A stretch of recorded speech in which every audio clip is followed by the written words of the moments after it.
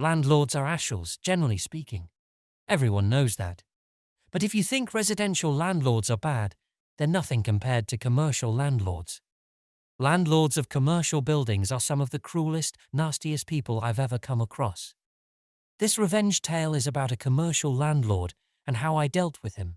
Back in the 90s, sometimes I'd go for lunch at this restaurant in the basement of our building. The place was called The Vault because it had a massive bank vault that had always been there, dating back to the days before the place was turned into a restaurant. The vault was so huge that they could seat a couple of tables in there, and you could eat dinner surrounded by rows of old, gleaming safe deposit boxes. One day I was there for lunch, and the owner took me aside. "The landlord's driving me nuts," he said. "The landlord drives everyone nuts." I was a subtenant in the same building, sharing space with an older lawyer, Aaron, and the landlord was always causing us trouble. I'd already had a few run-ins with him, and we hated each other on sight. In most jurisdictions, commercial landlords don't need court orders to get you out. Instead, they just change the locks, and you find out about it when you show up and your key doesn't work. Every time our landlord had a dispute with anyone, which was often, he'd always threaten to change the locks. He keeps demanding all this stuff for extra rent, and it's really weird, because a lot of it's really old. The restaurant owner showed me a letter the landlord had served on him earlier that day. I looked over the demand and read a list of expenses for snow removal and parking lot repair and common area flooring and all kinds of crap going back years. I read it all the way to the end, and there it was, the usual clause saying he was going to change the locks if the tenant didn't pay this and do that.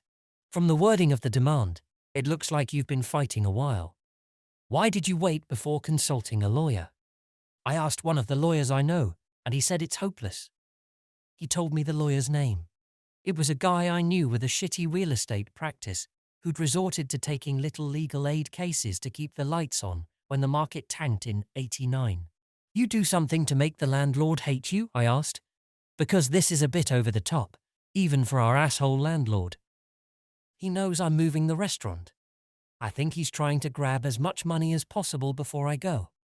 Plus, he's giving me grief over the vault. He won't let you take it with you." "Are you kidding? It weighs almost 100 tons, and I don't need it. But the lease says I have to remove it, and that I also have to restore the building to what it was before there was a vault. That would cost a fortune. The asshole landlord says if I leave the vault behind when I move, he'll sue." "Send your lease up to my office and let me look it over," I said. I finished my lunch, and when I got back to my office, the lease was waiting for me. It was just as bad as the restaurant owner said. The lease was a renewal of an assignment of a renewal, the original documents dating back to the shortly after WWM2 when a bank first leased the place and the vault was installed. Somehow the landlord had suckered the restaurant into taking over a lease that left him liable to remove a bank vault at the end of term. No big deal, I thought. The restaurant can default, and all the landlord can do is sue a shell company. But when I got to the last page of the lease, there was a guarantee clause. The restaurant owner had personally guaranteed the lease, and he was on the hook for removing a vault weighing 100 tons and then fixing the place up. It would cost a fortune. The case was hopeless, of course. That was obvious right away. But then I thought about the asshole landlord with his demands and his threats and his rent hikes, and I asked my brain to do me a solid, which it promptly did. I picked up the phone and called the restaurant owner. "I'm FKed, right? You're calling me to say there's no way out." That's what my commercial lawyer already said. But I just thought I'd ask. "I can save you, but it's gonna cost." "How much?" "5,000 in legals, and another G note for the agent." "Agent? What kind of agent?" "Real estate. Send up a check, certified, and leave the rest to me." The check hit my desk in less than an hour. I went to Aaron's office. "I need a real estate agent," I said. "You buying a house?" "Nope." "Selling a house?" "Nope." By this point, I'd been sharing space with Aaron for almost 5 years, and he knew me pretty well. "You pulling one of your stunts again?" he asked. "Yep. But nothing that will get you into trouble." "I know a guy." Aaron knew all kinds of guys, and that's one of the reasons he eventually got disbarred. But he knew a guy, and he gave me the agent's name and number, and the next day I paid the agent a visit. I told him what I needed, and we agreed to terms. I gave him some papers and the cash for his fee. A few days later, I was again at the vault for lunch. The owner saw me walk in and greeted me himself. "The landlord's here," he said. "Why?" "For lunch and to be an asshole. Let's sit in the vault room so I don't have to look at his face." He took me to the vault room, and with the door almost completely closed, we had a consultation while we ate pasta and drank red wine. "We're making demand on the landlord," I said, munching on spaghetti carbonara. "Demand? What are we demanding?" I pulled a document out of my briefcase and passed it to him while I sipped my wine. "We're demanding that the asshole landlord release all the restaurant equipment, all the fixtures. The ovens, the freezers, the ventilation, everything you need to run a restaurant. The lease exempts all that stuff. He can't stop me taking what I want. The only thing that matters is the vault, and of course I don't want that." I shook my head. "You need the vault," I said, "and we're demanding that he release the bank vault as well. We're insisting that he let you take it out within 7 business days. You think you can beat the landlord with reverse psychology? You think if you treat him like a 2-year-old, you can manipulate him into doing what you want? We'll find out soon enough. He's had the demand for a couple of days now." The restaurant owner dropped his wine glass, and it shattered on the marble floor. "You already gave it to him?" the restaurant owner said. He got up, swung open the vault door, and called for the waiter to clean up the mess. "Let's see what the landlord has to say," I told him, and we walked over to the landlord's table. The landlord was a big, beefy man with a big appetite.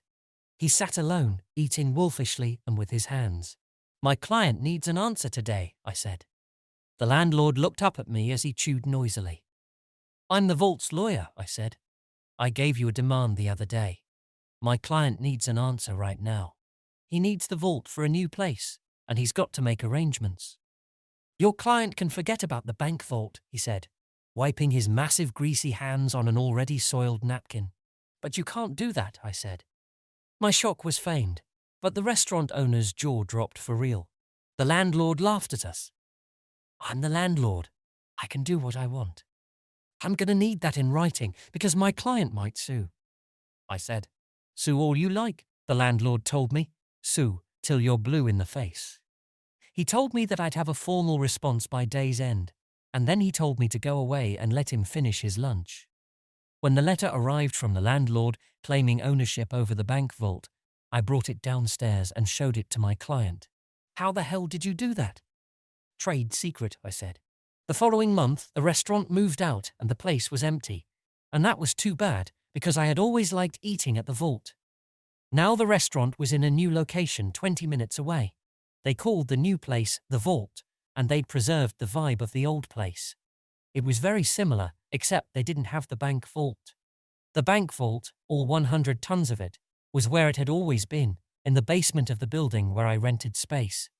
I showed up for work a little after that, and Erin collared me.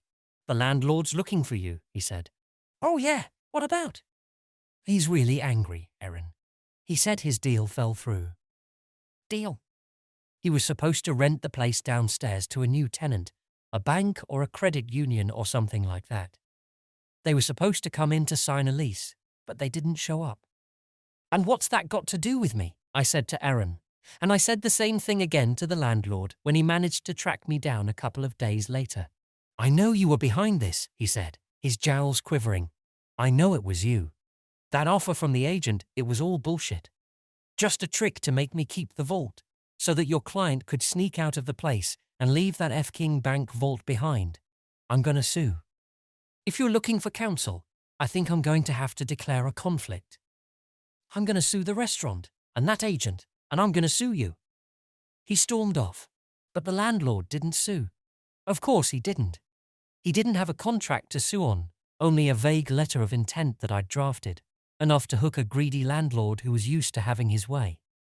The offer he'd received was non-binding, incapable of acceptance without the signing of a formal lease, which of course never got signed.